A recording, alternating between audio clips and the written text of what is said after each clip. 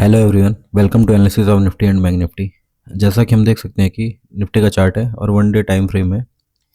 One day पे देखेंगे तो मार्केट ये जो रेंज थी जिसे 5-6 महीने से ट्रेड कर रहा था, इसका ब्रेकआउट करके अभी टॉप पे ही होल्ड कर रहा है और ये ऑल टाइम हाई है। ऑल टाइम के पास मार्केट यहाँ होल्ड कर रहा है, तो ये अच्छी बात है। ऑल टाइम के पास होल्ड कर रहा है और मार्केट में 26,000 से बार बार रेजिस्टेंस ले रहा है, और जो कि 2 बार हो चुका है। एक दिन गैप अप खुल के गया था, फिर कल भी गया था और आज भी। दोनों दिन 26,000 के ऊपर जा रहा है, बट वहाँ होल्ड नहीं कर पा रहा है।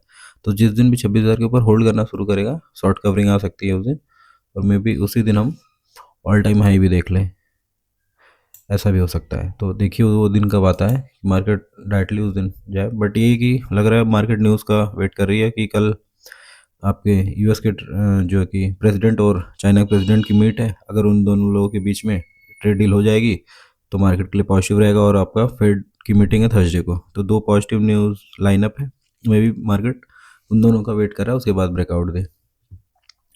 तो देखते हैं अभी कि कल क्या, कल अगर कल मॉर्निंग में भी, मतलब मॉर्निंग का मतलब कल भी कर सकता है शाम तक, क्योंकि अगर लोग एक्सपेक्टेशन रहेगी कि हाँ ऐसा कुछ होने वाला है तो मे बी कल ही ब्रेकआउट दे दे। बट कल का कल देखेंगे। फिलहाल तो यही है कि आज देख लेते हैं मार्केट ने कैसे चार्ट बनाया और कल के लिए हम क्या कर सकते हैं। तो अभी देखेंगे मार्केट 2 दिन से यहीं पे होल्ड कर रहा है। 26,000 कल रेजिस्टेंस लिया, फिर नीचे आ गया था। 26,000 से ब्रेकआउट करके आज नीचे आया, बट शाम को जो क्लोजिंग है वो काफ़ी अच्छी आई है और मार्केट 26,000 को ब्रेक तो कर रहा है। कल छोटा सा किया था और आज तो काफ़ी 30-40 पॉइंट किया था, बट वहाँ होल्ड नहीं कर पा रहा। तो कल अगर ऐसा है कि 26,000 के ऊपर अगर होल्ड करने लगे तो मार्केट अगर इसको ब्रेक करेगा तो अच्छा मूव देगा। 100 आएगा ये जो आपका है। 100 के बाद फिर 150 पॉइंट रह जाएगा। 170 पॉइंट ऑल टाइम हाई रहेगा। तो देखते हैं उसके बाद क्या पता मार्केट शॉर्ट कवरिंग आए। और अगर आज एफ आईज की कैश की बाइंग आपने देखी होगी, तो आज एफ आईज ने कैश में 10,000 करोड़ की बाइंग की है। और जो है कि आपका उनका फ्यूचर का डाटा देखेंगे तो उसमें भी उन्होंने काफ़ी अपना जो फ्यूचर जो शॉर्ट किया वो भी कम किया। तो एफ आईज तो लग रहा है कि 4 है कि मार्केट ऊपर जाए। कल के लिए हम देखें तो कैसे करेंगे ट्रेड। मार्केट 26,000 के ऊपर गई, सब लोग सोचेंगे 26,000 के ऊपर जा रही है मार्केट, ऊपर जा सकती है, एक्सपायरी भी है। मार्केट नीचे आ गई, जितने भी बायर थे सबका एसएल इसके नीचे रहा होगा, सबका एसएल निकाली है। फिर जो सेलर आ रहे थे उनको भी निकाली है। फिर यहाँ पे जो भी बायर आ रहे थे कि 800 का सपोर्ट ले रही है मार्केट, उन लोगों को भी निकाली है। उसके बाद फिर शाम को क्लोज करके अच्छा गई है ऊपर। क्लोजिंग काफ़ी अच्छी जगह आई है। तो फिलहाल तो यही है कि अब मार्केट नीचे जब जाएगी जब 800 का ब्रेकडाउन देगी, और ऊपर मार्केट 26 के ऊपर अगर गई इस बार तो एक्सपेक्टेशन है कि अच्छा मूव करेगी। एटलीस्ट ये ऐसे ट्रैप तो नहीं करेगी। अगर कल गैप अप खुलेगी या फ्लैट खुल के इसको होल्ड करती है, 900 के लेवल को होल्ड करती है, तो हम अप साइड ही देखेंगे। और मान लीजिए यहाँ 900 के आसपास कहीं खुले, फिर यहाँ पे, तो जब जो आज का ये है 965 क्लोजिंग प्राइस है, इसको ब्रेक करेगी तो हम पहला टारगेट ये रखेंगे 26,040। यहाँ से करीब करीब 60-70 पॉइंट है। इसको ब्रेक करेगी तो 100 के बाद अगर सस्टेन करेगी तो फिर अच्छा टारगेट मिलेगा। मे बी 150 पॉइंट और मूव कर जाए। तो देखते हैं कि कल मार्केट ओपनिंग कहाँ करती है। अभी तो फिलहाल के हिसाब से यूएस मार्केट पूरी पॉजिटिव है, तो may be gap up he open हो। अगर होगी और सस्टेन करेगी तो फिर हम देख सकते हैं कि मार्केट ऊपर और फर्दर जा सकती है। क्योंकि मार्केट में जो भी बायर थे उनको तो निकाल दिए मार्केट में, अभी सेलर है। 2 दिन से मार्केट 26,000 के ऊपर नहीं जा पा रही, तो जो भी लोग सेल किए हैं इनके एसएल है। मार्केट अब इसके ऊपर जाएगी तो फिर ये लोग अपना एसएल देंगे, और जब ये लोग एसएल देंगे तो मार्केट फर्दर और ऊपर जा सकती है। और हो सकता है ये भी रहा हो कि मार्केट में कोई बड़ा प्लेयर हो जो 26,000 शॉर्ट करके बैठा था।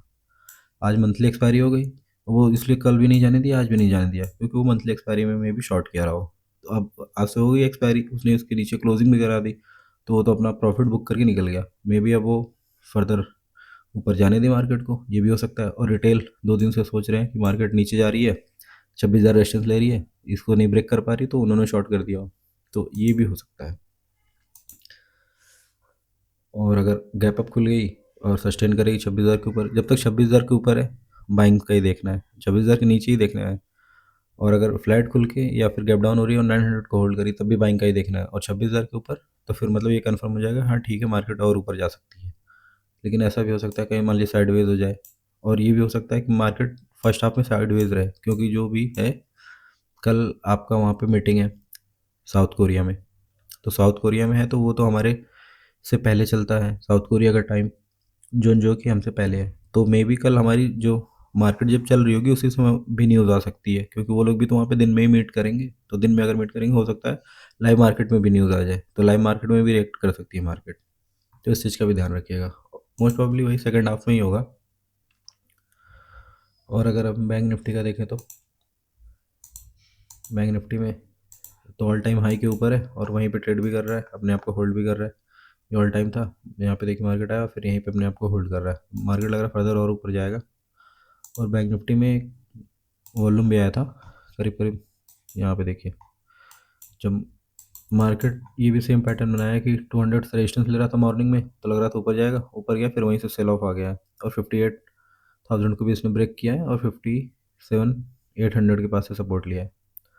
तो मार्केट में जब ये आ गया था और यहाँ पे जो वॉल्यूम आया तो ये लग रहा था हाँ ठीक है मार्केट ऊपर जाएगा, और ऊपर सस्टेन भी कर रहा था। तो यहाँ पे मैंने कहीं कॉल बाइंग की थी। मार्केट गया है, फिर नीचे आया, रिट्रेस करके फिर से ऊपर गया। तो ऑल्दो बैंक निफ्टी तो स्ट्रांग है, क्योंकि लोग बैंक निफ्टी तो लो के पास आ गया था, ऐसे देखेंगे तो लो के पास से फिर से गया है, बट बैंक निफ्टी अपने आप को ऊपर ही होल्ड कर रहा है। बैंक निफ्टी फर्दर इसको ब्रेक करेगा तो 500 आ सकता है, 500 के बाद फिर से 300-400 पॉइंट और मूव कर सकता है। तो देखते हैं कहाँ का लिए ओपन होता है और कैसे मूव करता है। और जो भी इधर जो भी जिसने मार्केट ने एक बार तो सबको निकाल दिया है, अगर हम देखें तो यहाँ पे जो भी बाइंग कर रहे थे मार्केट में से निकाल के मार्केट फिर से ऊपर जा रही है। तो अगर फिर से ऊपर जा रही है तो फिर फर्दर और ऊपर जा सकती है, और इसको ब्रेक नहीं किए तो सेलर अभी यहाँ पे हैं। और जो भी यहाँ पे बाहर आए थे मार्केट उनको तो निकाल दिए, फिर से ऊपर जा रही है। तो इधर वाले जो है वो तो अच्छे प्रॉफिट में होंगे, अब यहाँ पे आ गई है, और जो इसको जिसको निकलना वो निकल गए होंगे, और इधर वाले भी प्रॉफिट में ही होंगे। तो मार्केट में अभी ये एसल तब देंगे जब इसके नीचे जाएगी। तो जब तक मार्केट फ्लैट खुले, गैप अप खुले और इसके ऊपर सस्टेन करेगी, हम देखेंगे कि ये टारगेट है। इसके बाद देखना पड़ेगा कि अब गैप अप अगर कहीं इधर खुल जाए तो फिर हो सकता है मार्केट एक बार रिट्रेस करे, क्योंकि ऊपर seller market all time high है, बट सेलर के एसल उतने हैं नहीं। तो हो सकता है थोड़ी बहुत रिट्रेस करे, 500 के पास थोड़ा पर्सन करे, फिर से ब्रेकआउट दे। और अगर मार्केट न्यूज़ का वेट करेगी तो फिर फर्स्ट हाफ में भी साइडवेज रहे, फिर सेकंड हाफ में ब्रेकआउट दे। तो देखना पड़ेगा मार्केट क्या करना चाह रही है। और आज तो बहुत परेशान की, कल भी परेशान की थी, आज भी की है, तो मैं भी कल परेशान ना करे ज़्यादा। और ये जो आपका वॉल्यूम है ये बहुत ही अच्छा काम करता है। देखिए यहाँ पे भी, यहाँ पे भी, यहाँ पे भी, मतलब किसी बड़े प्लेयर ने पोजीशन तो बनाई है। अब देखिए वो अपर साइड के लिए बनाई है या डाउन साइड के लिए। अगर इसके ऊपर गया तो फर्दर और ऊपर जाएगा, और अगर डाउन साइड गया, लेकिन जिस हिसाब से क्लोजिंग आई उस हिसाब से तो लग रहा है ये जिसने बाइंग किया ये अपर साइड के लिए ही किया। डाउन गया तो फिर पता चलेगा, इसके नीचे आने दो, 58,000 के नीचे आने दो, तब हम समझ जाएंगे हमें भी नीचे के लिए किसी ने पोजीशन बनाई है। फिर हम नीचे का देखेंगे, जो भी बनाया उसका टारगेट भी बड़ा ही होगा, छोटा तो होगा नहीं। तो इतना अगर मिस भी हो जाएगा तो कोई दिक्कत नहीं है।